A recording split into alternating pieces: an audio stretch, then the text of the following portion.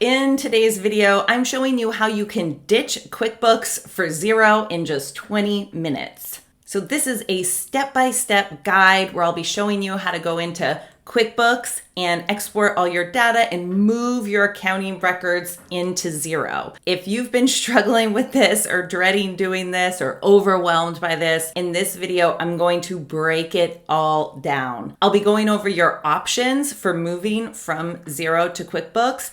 And then I'll ultimately be breaking down the manual option of just doing it yourself, as honestly, I think this is most often the way to go because it gives you a chance to really make sure that you're getting set up right and understand everything that's going on. And so this can be a good opportunity to reorganize your accounts and think about how you like seeing your numbers and how you want to see them. Or if you're a bookkeeper, you can discuss this with your client at that point. If you want to follow along and support me and my channel, I'd really appreciate it if you use my Xero link, which is down in the pinned comment or description box below. When you click that link, you can choose to get a free month or a deep discount depending on what they're currently offering. And then you just answer through the questions to get set up. So the steps I'll be taking you through in this video. Step 1, finalizing your QuickBooks record and closing out your numbers. Step 2, I'll show you exactly how to export your data from QuickBooks. Step 3, I'll show you how to set up your chart of accounts in Xero. I'll show you how you can clean up your accounts from QuickBooks. Plus, I'll show you how to sync your bank accounts and payment processors. Step 4, I'll go over entering your conversion balances and checking your trial balance from QuickBooks. And this is really the bulk of the work of moving from QuickBooks to Xero. Step 5, you're going to review your reports. Let's jump in and get started. So I just want to mention some of the options for moving your records from QuickBooks to Xero. There is a software service called Jet Convert, and you can see that here. They include some features with your Xero membership. So when you sign up for Xero, they will actually move you over. But as you can see, there are some add-ons, and I just think it might get confusing going this route. You can hire a bookkeeper or an accountant. I'd recommend finding someone experienced with Xero, and they do have recommendations on their site. But ultimately, I recommend the manual step-by-step method that I'm going to show you in this video. And you can download this PDF checklist if you want to keep these notes for later. Step 1 is to finalize your QuickBooks records, and there's 3 main steps to this. So first, you need to record all of your transactions from all of your accounts. So if you go into QuickBooks, go to the accounting tab and then transactions, and then you can select an account for each transaction and click post.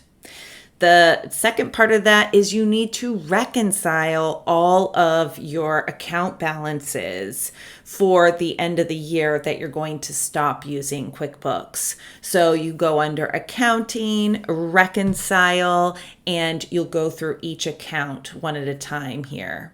And then lastly, you should go to your reports tab and preview all of your standard reports for the income statement, the balance sheet, and verify any totals that you can. So for example, you might use another customer resource management software that runs your business that has total sales reports, or you might receive 1099Ks or 1099 miscellaneouses. You just want to tie out all of the numbers that you're able to tie out. You know, software is just doing what software does. We have to make sure the numbers are correct. And any way you can check that, the better. Step 2 is to export our data from QuickBooks. So flipping over to QuickBooks here, we're going to go Settings, Tools, Export Data, and we'll select for the date from the drop-down Custom.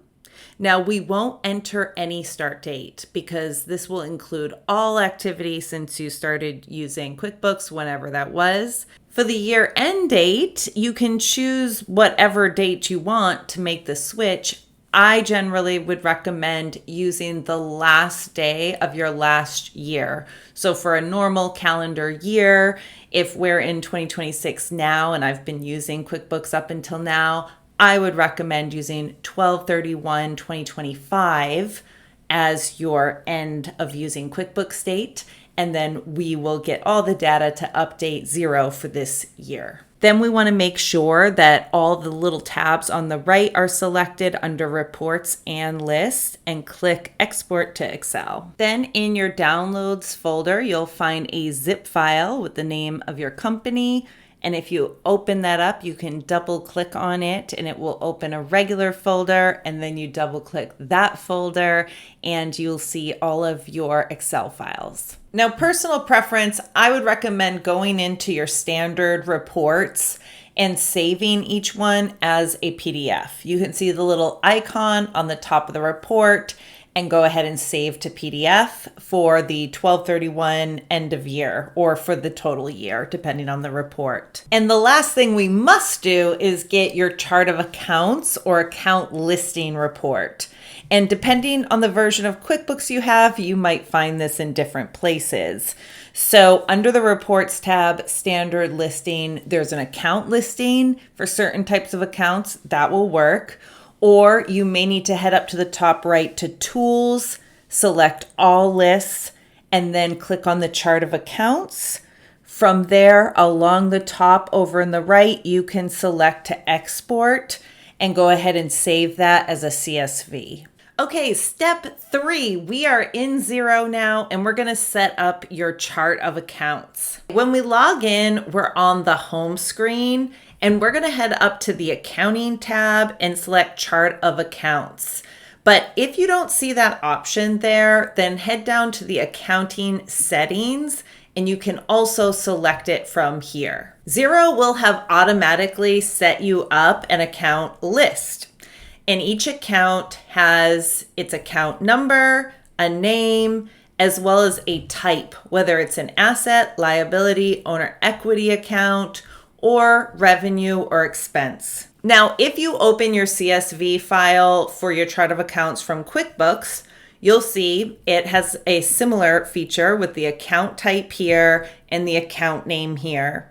If you want to import the exact accounts you had from QuickBooks, you can use this import button. You can go ahead and download the chart of accounts, their template here, update it according to their structure with their titles. So remove these accounts and add your accounts in so that the tops match and they're numbered, and then upload that file. Alternatively, you can start with whatever template basic accounts that Xero automatically put in here, and then you can add an account or delete them or edit them. It's very easy to add. You choose the account type first, asset, liability, owner equity, income, or expense. You need a unique number, and it will tell you if the number you enter is already in use or if it's not when you tab out of it.